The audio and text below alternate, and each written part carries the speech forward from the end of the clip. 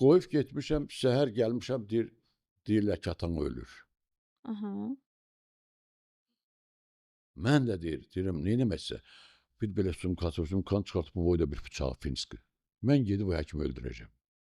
Siz mənə məsləhət verin. Mənim atamsa... İcazə almağa gəlib sizə. Yox, məsləhət istəyir, cavan uşaqdır. Dedim, o həkimin telefonunu bilirsəm, dedi biləm. Zəng elədim, araşdırmalım, siz mənim müəllimim olmuşsunuz, leksiya demişsə. Dedim, mən sənə belə leksiya deməmişəm. Filan kəsin vəziyyəti nətər? Dedi, ağırdır. Dedim, hipertoniyalı xəstə sənin yanına gəlibsə, o sənə çatana qədər ölə bilər. Sənin yanına çatıbsa ölməməlidir. Niyə ölür bu? Dedim ki, filan həkim, filan kəslər də çağır. Qoy konsülüm eləsin, onu sağalt. Sağaltmasan, bax, onun oğlu bu saat mənim yanımdadır, əlində də bıçaq səni öldürəcək. Mən sənə predipredit elədim. Bunun nəyin basın olursa sağaldın.